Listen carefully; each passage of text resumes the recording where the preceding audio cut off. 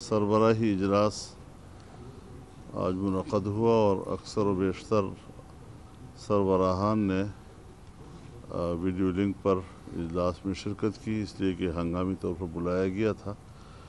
तो इस हवाले से एक तो पीडीएम की तमाम जमातों ने इस बात पर इत्तेफाक किया है कि हम इस नाजायज़ हुक्मरान के ख़िलाफ़ अदम एतमाद लाएंगे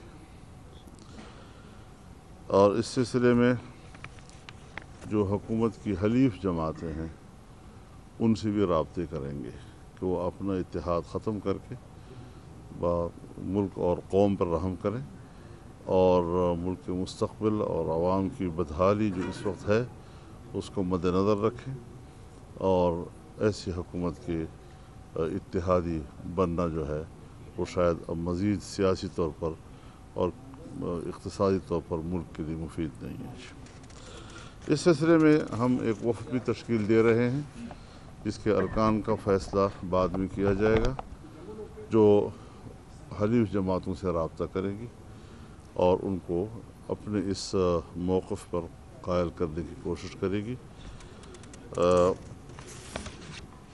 तो फ़िलहाल तो हमने अब ये फैसला कर दिया। अच्छा मौलाना साहब फैसला एक करके कर देना जी। बड़ी साहब आप अदम का फैसला तो कर लिया गया आपका, अदम एतमाद कब लाएंगे, अदम एतमाद की तारीख कौन सी होगी, इससे आप आगाह कर दें। जी मैंने अर्ज़ कर दिया है आपसे कि पहले हम कुछ जो पेशगी इस पर होमवर्क होता है वो मुकम्मल करें।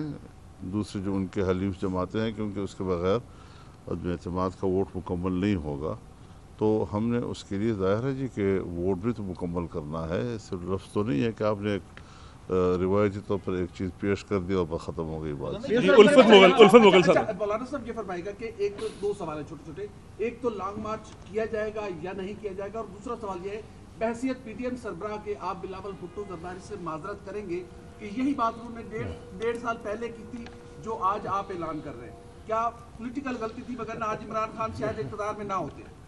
देखिए हटा रहे हैं लड़ा रहे हैं। मैं आपसे यहाँ लाहौर में भी शायद और लेकिन इस्लामाबाद में तो बार बार एक बात कह चुका हूँ कि मैं हदफ एक ही रखूँगा और कभी मैं किसी अपोजिशन पार्टी के साथ हज़ार इख्तलाफ के बावजूद मैं पब्लिकली जंग नहीं लड़ूँगा।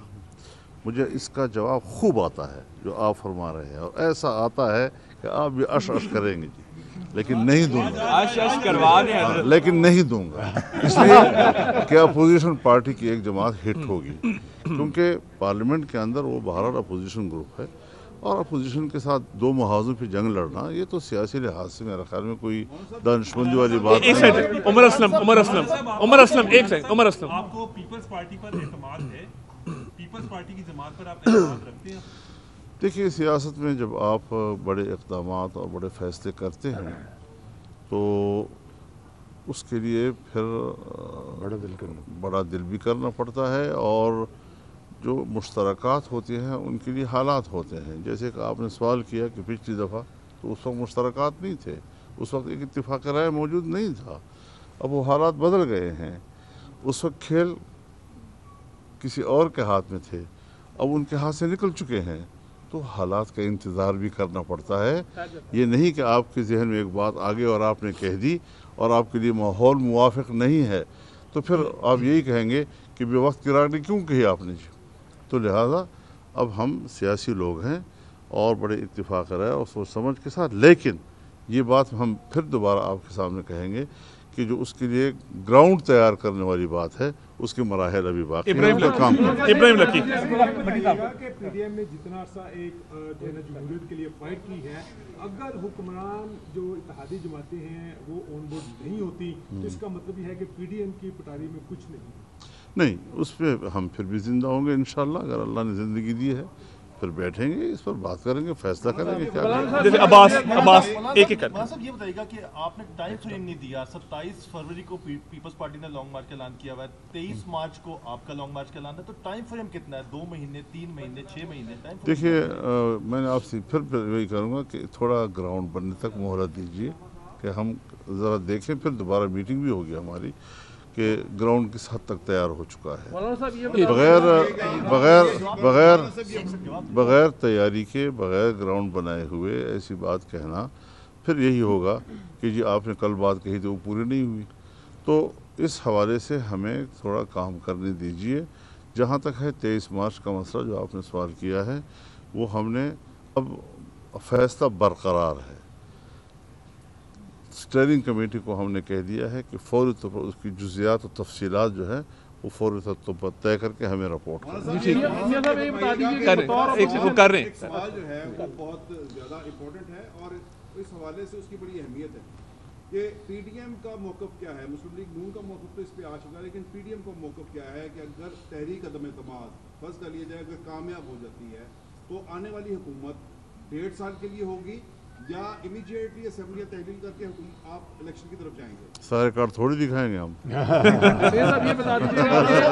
جی سعید صاحب سوال سنجیدہ ہے، سوال سنجیدہ ہے، لیکن جواب سعید صاحب سے ایک سے لے رہے ہیں نا. سعید صاحب ایک فرمائیے گا کہ اگر حلیف جماعت کسی وجہ سے قائل نہیں ہو پاتی جو کہ پی ڈی ایم کا موقف ہے، تو ایسی صورت میں آپ سمجھتے ہیں کہ آپ کے پاس اتنے نمبرز ہوں گے کہ تحریک عدم اعتماد پھر بھی پیش کر سکیں یا لانگ مارچ کی پھر بیٹھیں گے ہم آپس میں. مولانا صاحب اگر آپ کی اب اس سائڈ سے جی عارف ملک صاحب تیاری نہیں تھی تو اس کا اعلان کیوں کیا ہے آپ؟ کس چیز کا؟ تحریک عدم اعتماد کے لیے بھی آپ نے کوئی گراؤنڈ بھی نہیں بنائی، کچھ بھی نہیں کیا، تو پھر یہ کیسے اعلان ممکن کس ہوگا؟ لیے کیا؟ یہ اس لیے کیا ہے کہ ہم نے کرنا ہے اور کامیاب ہوں گے انشاءاللہ. عارف ملک جی. عارف ملک کیا ہوا ہے کہ یہ لے کے آنی ہے طریقے سے بات، تو کیا پہلے یہ آپ لوگ تینوں ایوانوں میں لے کے آئیں گے یا صرف قومی اسمبلی وزیر اعظم کے خلاف لے کے آئیں گے طریقے سے؟ ہم جہاں بھی لا سکیں گے، وفاق سے لے کر صوبوں تک جہاں بھی ہمیں گراؤنڈ ملے گا. پیپلز پارٹی کے خلاف نہیں، سندھ حکومت کے خلاف نہیں. جی ندیم چودھری آپ کا ہو گیا. الفت بھائی ہو گیا. پلیز منت ہے. ندیم چودھری یہ کلیئر ہے کہ اپوزیشن کے پاس نمبر پوری نہیں ہے. آپ کو یقینی طور کے اوپر ناراض بھی حکومتی اراکین ہیں، ان کی سائڈ لینی پڑے گی. کیا آپ یہ نہیں سمجھتے کہ یہ وہ ہارس ٹریڈنگ ہے، چھانگا مانگا کی سیاست ہے؟ بعض امیر جو لوگ ایک بات ذہن میں رکھیں، ہم نے اس بات پر بالکل حتمی رائے قائم کی ہے کہ ہم انڈیویجول کو اپروچ نہیں کریں گے. میاں صاحب آپ بتا دیں کیا پارٹی سے بات امپائر نیوٹرل ہے؟ آپ کا ہو گیا تھا بٹ صاحب ہو گیا.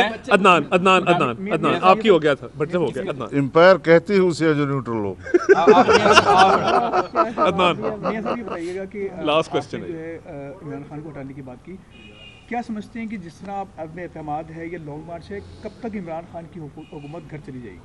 دیکھیں یہ تو اللہ تعالیٰ کو علم، ہم اپنی طرف سے بھرپور کوشش اور جتن کریں گے. ایک پاکستان کے 22 کروڑ عوام کی خواہشات کو سامنے رکھتے ہوئے، غربت، بے روزگاری کے گھروں میں جن کے گھروں میں اس نے ڈیرے ڈال رکھے ہیں، وہ کروڑوں لوگ ہیں. وہ احتجاج کر رہے ہیں، مطالبہ کر رہے ہیں، آسمان کی طرف دیکھ رہے ہیں کہ کون آگے بڑھے گا اور اس ظالم حکومت سے جان چھڑائے گا. مریم صاحبہ آپ سے سوال. مریم صاحبہ آپ بتائیے گا. مریم صاحبہ آپ بتا دیں. ہو گیا لاسٹ کوسچن لے لیں. آپ سے سوال ہے کہ جب پی ڈی ایم بنی تھی اس وقت بھی آپ نے تاریخیں دی تھی، آج عدم اعتماد کا فیصلہ ہو گیا، اب کوئی تاریخ دے دیں کب تک حکومت چلی جائے گی؟ جواب ابھی دیا ہے نا آپ کو. آج دو بڑے بات کر رہے ہیں تو میں آج سن رہی ہوں. چلیں بس میرا خیال ہے سب کا ہو گیا جب ریپیٹ ہو رہے ہیں کوسچن. آخری سوال، لاسٹ کوسچن جی. جہانگیر ترین کے بھی ارکان اسمبلی کوئی رابطے میں ہیں آپ کے ساتھ؟ دیکھیں میں بس صاف بات کہہ رہے ہیں آپ سے کہ انڈیویجول سے ہم رابطہ نہیں کریں گے، پی ٹی آئی کے اراکین سے ہم رابطہ نہیں کریں گے. اگر کوئی شخص ہم سے رابطہ کرے گا اور اپنے طور پر اس کی کوئی جو بھی وجوہات ہو سکتی ہیں، لیکن یہ کہ ہم اس کو کوئی لالچ دیں، اس سے کہیں کہ بھئی ہم آپ کو پیسے دیں گے، آپ کو سیٹیں دیں گے، آپ فلاں دیں گے، یہ تصور کم از کم ہم سے کوئی توقع نہ ہو. جی بالکل صحیح. بس یہ آخری جی اب لاسٹ ہے. آپ نے محترمہ مریم بی بی اور بلاول کے درمیان جو ہے اختلافات ختم کروائے، لاسٹ میٹنگ میں آپ نے بتایا درمیان میں آ گیا ہوں. کیا آپ نے مولانا کے اور پیپلز پارٹی کے درمیان بھی آپ نے ان کو برج کر دیا ہے؟ کیا پیپلز پارٹی کی واپسی کا امکان ہے پی ڈی ایم میں؟ مولانا کے اور پیپلز پارٹی کے تعلقات تو میرے مولانا سے تعلقات سے بھی پرانے ہیں.